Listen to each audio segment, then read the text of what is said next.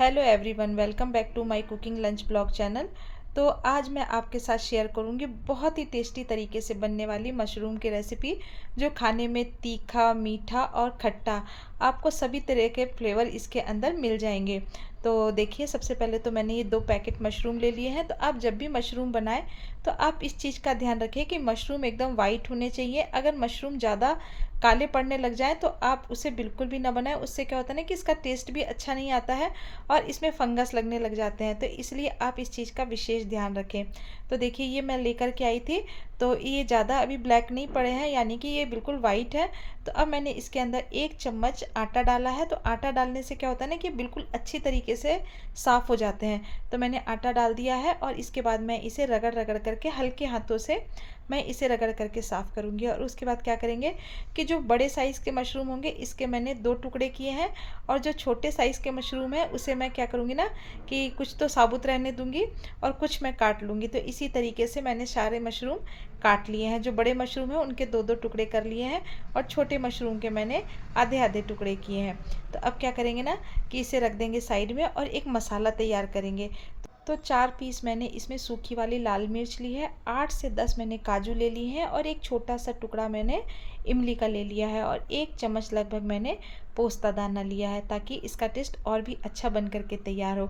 अब मैं क्या करूँगी ना, इसे गर्म पानी में भीगने के लिए रखूँगी। गर्म पानी में भिगो करके रखने से ये बहुत ही जल्दी भीग जाते हैं, यानी कि सॉफ्ट हो जाते हैं। तब तक हम एक ड्राई मसाला बना करके तैयार करते हैं। तो फ्लेम को ऑन किया है और पैन चढ़ा दिया है। 1 चम्मच मैंने इसमें साबुत धनिया डाला है, 1 तिहाई चम्मच मैंने राई डाली है, साथ ही में मैंने आधा चम्मच जीरा डाला है, आधा चम्मच मेथी डाली है, 1 तिहाई मैंने इसके अंदर सौंफ डाली है, 8 से 10 दाने मैंने इसके अंदर काली मिर्च डाले हैं और एक छोटा सा टुकड़ा मैंने दालचीनी का डाला है, 8 से 10 कलियां मैंने लहसुन की डाल दी है।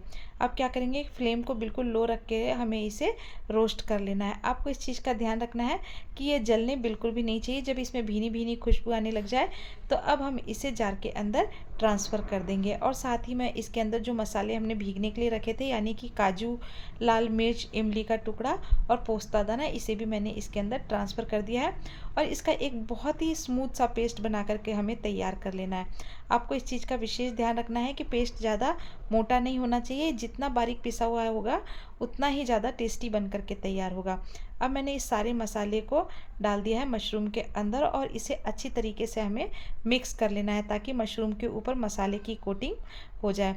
अब मैं इसके अंदर लगभग 2 चम्मच भर करके मैंने दही ऐड किया है। दही ऐड करने से ये बहुत ही अच्छा मतलब टेस्टी बन करके तैयार होगा। और उससे क्या होता है ना कि आप थोड़ी देर पहले अगर दही मिलाएंगे तो दही फटने के चांसेस बिल्कुल भी नहीं रहते हैं।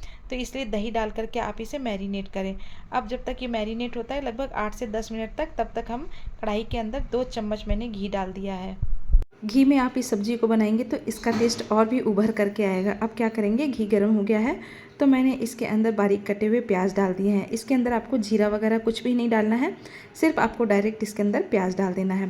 प्याज गोल्डन ब्राउन हो गया है, उसके बाद जो हमने मशरूम मैरिनेट करके रखे थे, इस मशरूम को मैंने डाल दिया है इसके अंदर। और आपको इस चीज़ का ध्यान रखना है कि फ्लेम को तेज़ रखना है, यानी कि लो फ्लेम पर क्या होता है ना कि जो मशरूम होता है ना, इसमें से पानी ज़्यादा रिलीज़ हो जाता है। तो इसलिए आप फ्लेम को तेज़ ही रखें, यानी कि फुल फ्लेम पर रखें। अब आप इसे कंटिन्यू चलाएं, 1 से 2 मिनट तक आपको इसे चलाना है। तो देखिए, आप जैसे जैसे इसको चलाते जाएंगे ये बहुत ही अच्छी तरीके से पकने लग जाएगा। इसके बाद मैंने इसके अंदर टेस्ट के अकॉर्डिंग नमक डाला है, साथ ही में मैंने इसके अंदर करी लीफ डाला है। तो करी लीफ डालना आप बिल्कुल भी ना भूलें, क्योंकि ये एक साउथ इंडियन रेसिपी है। तो साउथ इंडियन रेसिपी हमेशा करी पत्ते के बगैर अधूरी रहती है। अब हम इसे फिर से चलाएंगे और उसके बाद क्या करेंगे, इसे पकने देंगे। तो इसे आपको 3 से 4 मिनट तक पकने देना है। तब तक मैंने इधर साइड में 2 कटोरी आटा लिया है। टेस्ट के अकॉर्डिंग मैंने इसमें नमक लिया है, साथ ही में मैंने इसके अंदर आधा चम्मच चीनी डाली है और 2 से 3 चम्मच मैंने इसके अंदर दही डाल दिया है। अब क्या करेंगे ना, इस आटे को अच्छी तरीके से लगा लेंगे। तो इस तरीके से अगर आप कभी भी बनाएं तो बहुत ही अच्छी मशरूम के साथ खाने के लिए आप चपाती बना सकते हैं। तो मैं तो जब भी मशरूम की रेसिपी बनाती हूँ तो मैं इसी तरीके से, आप इसको चपाती कह लीजिए, नान कह लीजिए, कुछ भी कह लीजिए, तो मैं हमेशा इसी तरीके से बनाती हूँ। और इधर देखिए, मशरूम भी बहुत अच्छी तरीके से सॉफ्ट हो गया है। ये सब्ज़ी बहुत ही जल्दी बन करके तैयार हो जाती है। अगर आपके घर में गेस्ट आ रहे हो तो आप उन्हें भी ये बना करके खिला सकते हो, उन्हें बहुत ही पसंद आएगी। अब इसके मीठेपन के लिए मैंने इसमें एक टुकड़ा गुड़ का डाला है और साथ ही में खट्टे के लिए मैंने इसके ऊपर से नींबू का रस डाल दिया है। और इन दोनों चीज़ों को डालने के बाद इसका टेस्ट बहुत ही औसम हो जाता है। आप एक बार ज़रूर से इस सब्ज़ी को ट्राई करें। और मैंने इसे 1 से 2 मिनट तक फिर चला लिया है। और इसके बाद हम क्या करेंगे ना कि फ्लेम को बिल्कुल बंद कर देंगे और आप इसके ऊपर हरा पत्तीदार धनिया डालेंगे तो उससे इसका टेस्ट और भी अच्छा आएगा। लेकिन मेरे पास आज धनिया नहीं था, इसलिए मैंने धनिया नहीं डाला है। इधर हमने जो आटे का डो लगा करके तैयार किया था, इसे 8 से 10 मिनट रेस्ट करने के बाद मैंने इसे बेल लिया है। तो देखिए इस तरीके से आप इसे बहुत ही अच्छी साइज़ में, मतलब बड़ा बड़ा बेल लें, जितना बड़ा आप इसे बेल सकते हैं। अब इसके ऊपर मैंने हल्का सा तेल की पॉलिश कर दी है।